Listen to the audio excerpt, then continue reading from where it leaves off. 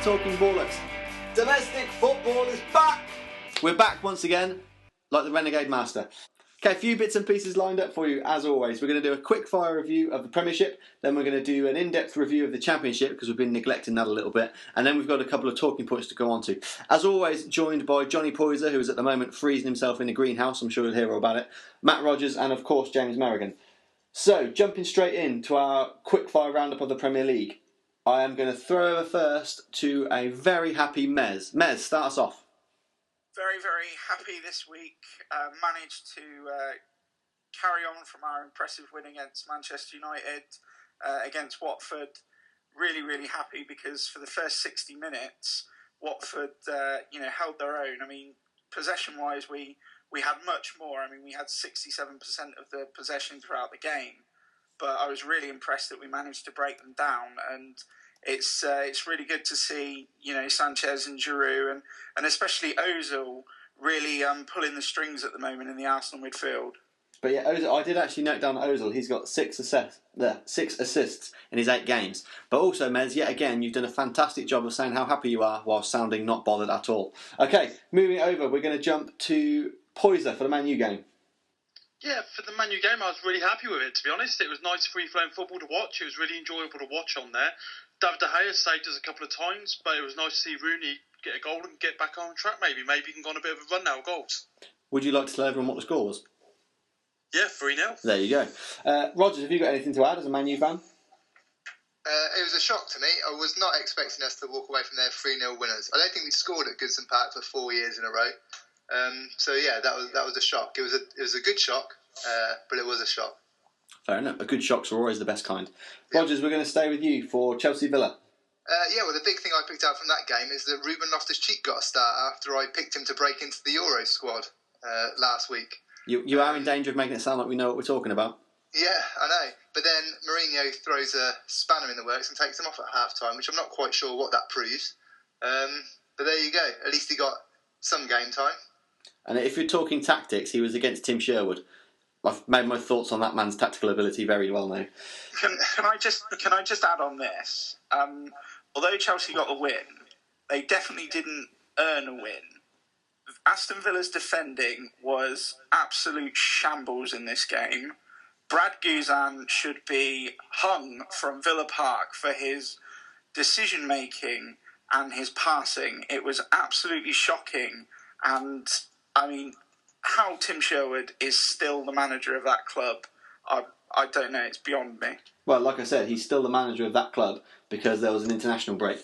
Okay, moving us along, Spurs-Liverpool. It was the bow for Jurgen Klopp in charge of Liverpool, and I saw the second half of that game, and when I got home, I was disappointed I'd missed the first half. Then the score popped up, and it was 0-0. I thought, oh, great, I'm in for a great second half here. And then I regretted ever thinking that.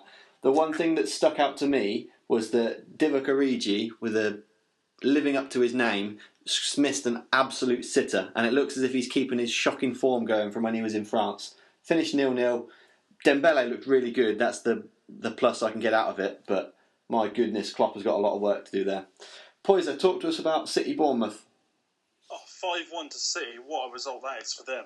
As much as I hate to say it, it's turning out that it is them going to be running over a lot of teams again.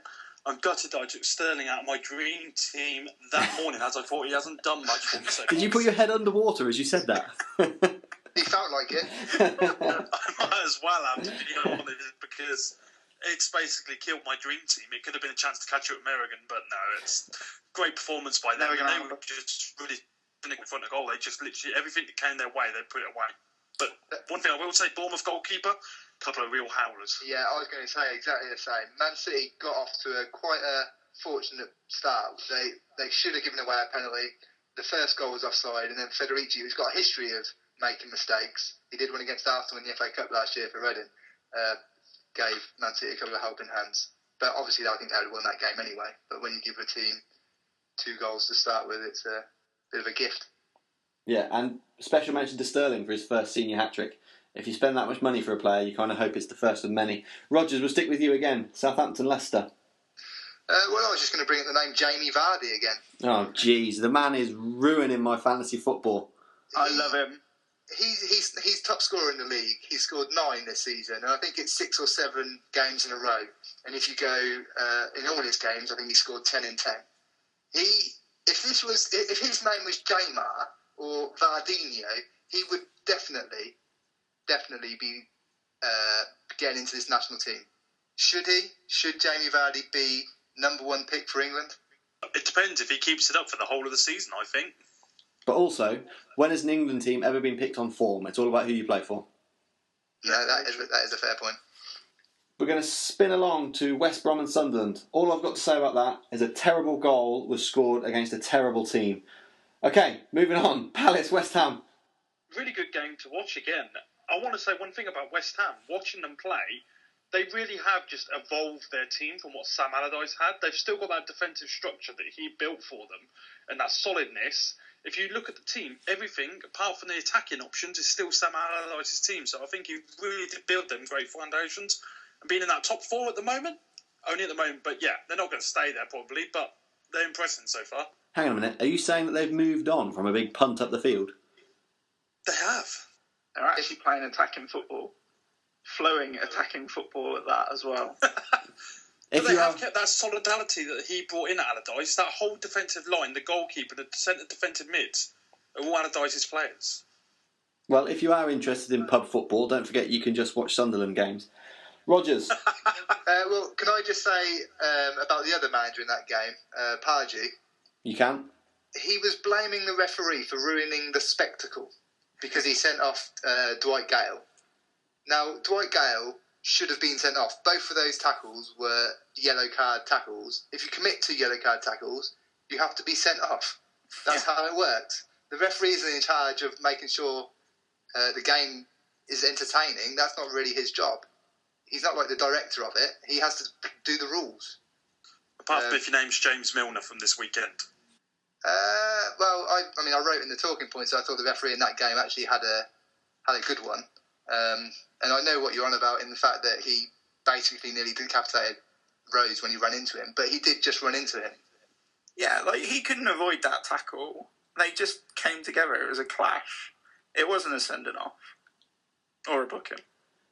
Rogers, you make a good point about Pardew, but I think if we're looking down his rap sheet, I think saying something stupid to the media is far below headbutting and abusing the elderly. Rogers, talk to us about Newcastle Norwich. Okay, well, after you had told no one to watch it in your preview... yeah, which can be read on the Talking Ballocks website. I thought I would, you never know, football can surprise you, and in this case, it really, really did. Nobody, and I mean literally nobody, would have predicted that scoreline. I mean, I've seen Loro come up against Hulk Hogan, and Hulk Hogan predicted Chelsea to beat Wigan 41 one year. Even he would not have predicted Newcastle 6, Norwich 2. All I've got for my notes on the Newcastle Norwich game, all I've got is I've just written big slice of humble pie. Yeah. But that's why we like football. That's why you love football, because anything can happen. Yeah. If you put that up against Spurs v Liverpool, everyone is going to watch Spurs v Liverpool apart from the Geordies and the East Anglians.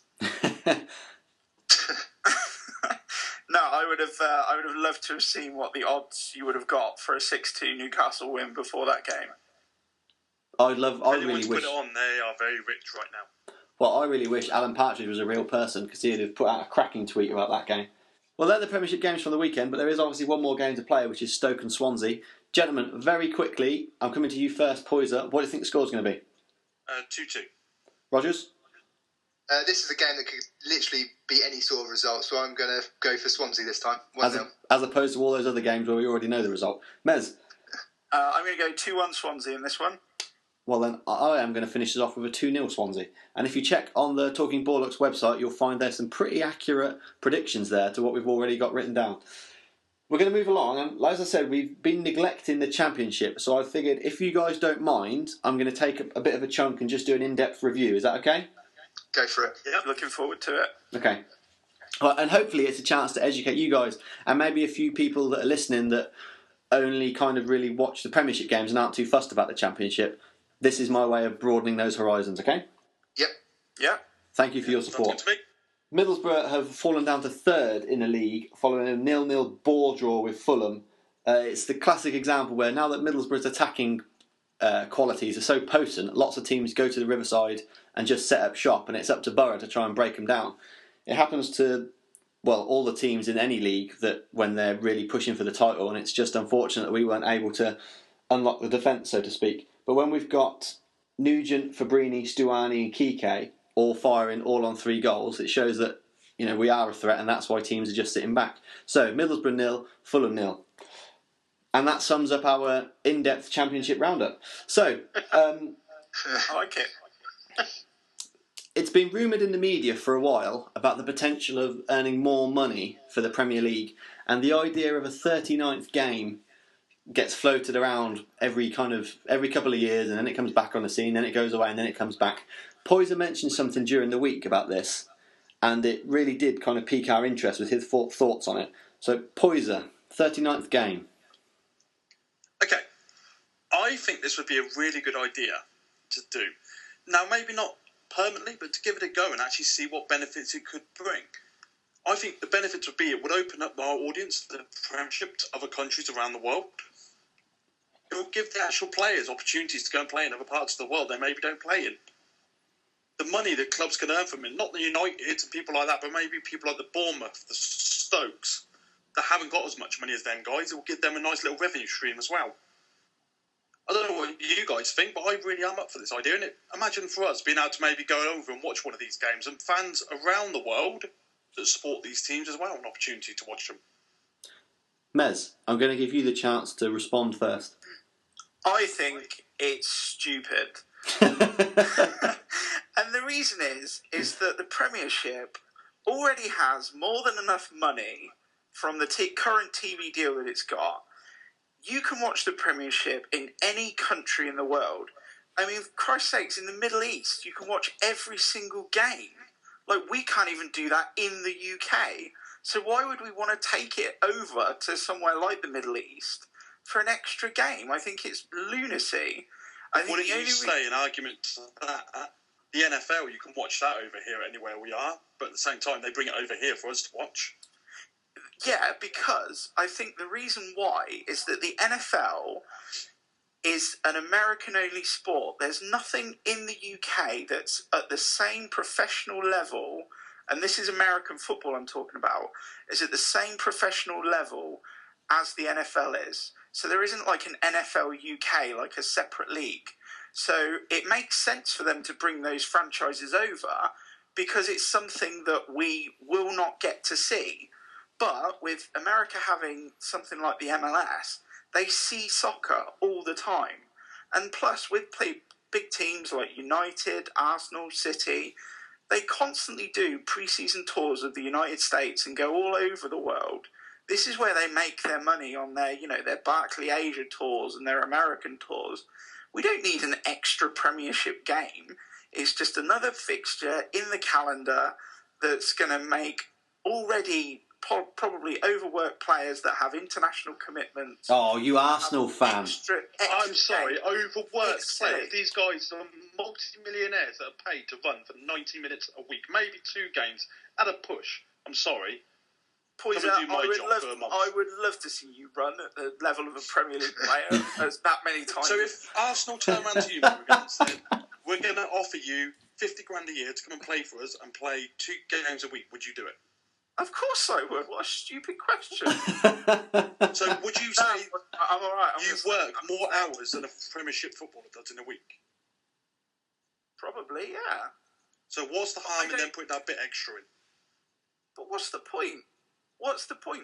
Have they not already earned enough money? Don't they already get enough money from the TV deal that they've already got? Well, to tie into that, what bonus is it to have an extra game? Well, to tie into Arsenal that, always say they don't have money. Hang on, we're going slightly off kilter if you're going to start talking about Arsenal. To tie into Mez's point about TV rights, we're not allowed to watch games between 2:45 and 5:15. Not because they're worried that people won't go to live games; they'll stay at home and watch whichever game they want. The idea of then going to play a 39th game somewhere else in the world just completely defies that, because the people that go to games are more than likely not going to be able to go to that game. So that their whole point of the TV rights of ensuring people still goes to games could be undone just with this one idea. Yeah. No, that is a good point. I completely agree with that. But also, the idea of an extra game, it's completely unfair because one team or a few team seasons is going to be decided on the outcome of one game. So let's say that Sunderland and Villa are both on equal points. One's in a relegation zone and one's just above. Villa have to play whoever finishes bottom, say West Brom for argument's sake, whereas Sunderland play Manchester City. How's that fair? That was actually one of my key points is the fairness. You can't make it fair. I mean, is this 39th game a 39th game for every team? And if so, how would you work out who's going to play who? Poyser, we want answers. Do it as a 39th game. I think they just need to do it as a standard game that is played from all the different teams around the world. So basically, it's that 38th game. Not make it a 39th, because that is I can see the negative of that, but make it the 38th game, and it's played all around the world. So that 38th game, Poyser, that 38th game, right? So, for example, so the home advantage is lost for a team there. So Burnley, when they first got up into the Premier League, beat Man United at Turf Moor. That result probably wouldn't have happened if it was in Orlando. But no one would have the home advantage, would they, there? Yeah, but Burnley have more of a home advantage playing at Turf Moor than they do playing in Orlando.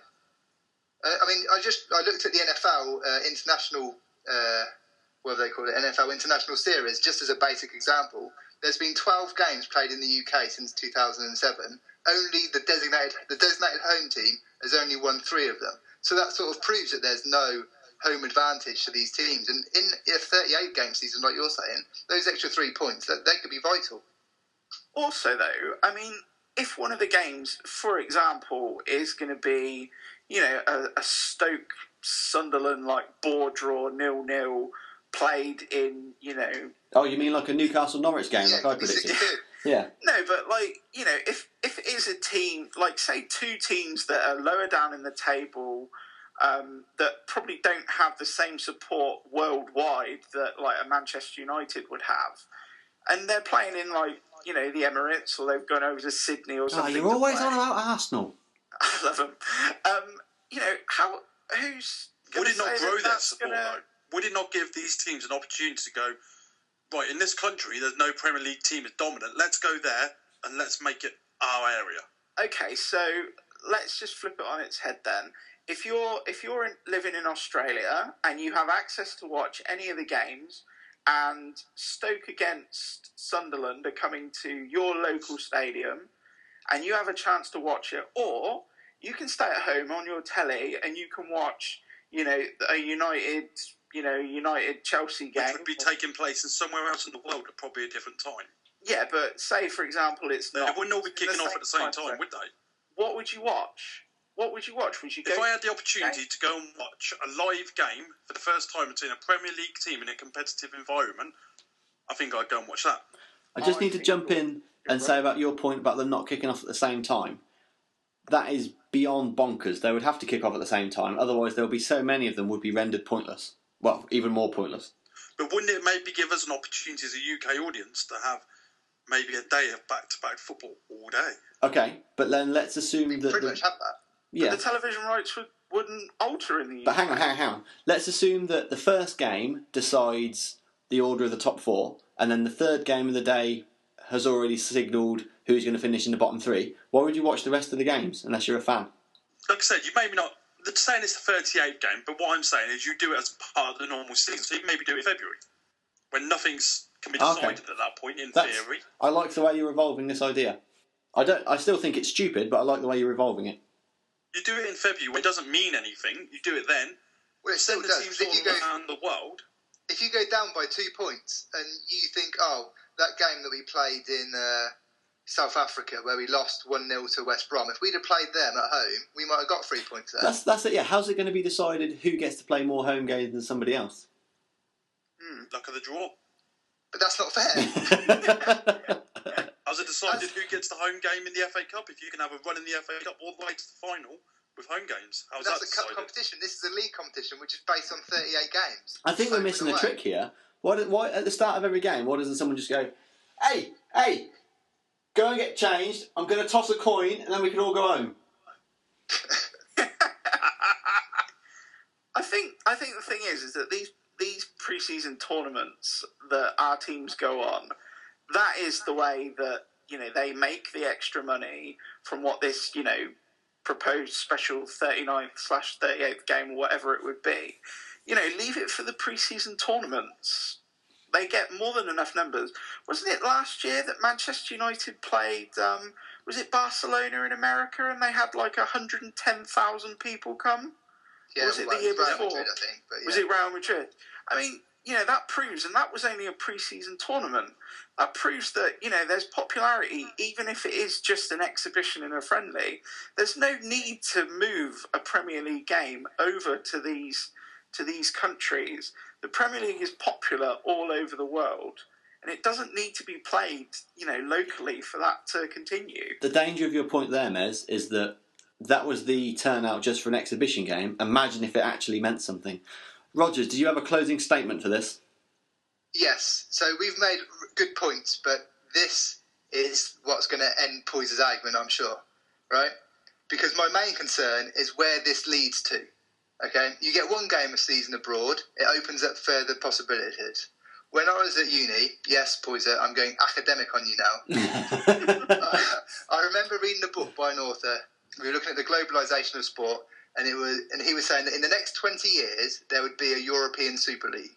So this was about 2005. So he's got another 10 years yet. And at the time, I thought, you know, there's no chance of this happening. But there's been more and more and more money in the game that I think actually this will happen, because the home fans don't matter anymore. The ticket income is so low compared to the income from TV rights that it doesn't matter who goes to the stadium anymore. And because of this, the fans are becoming less and less important, right?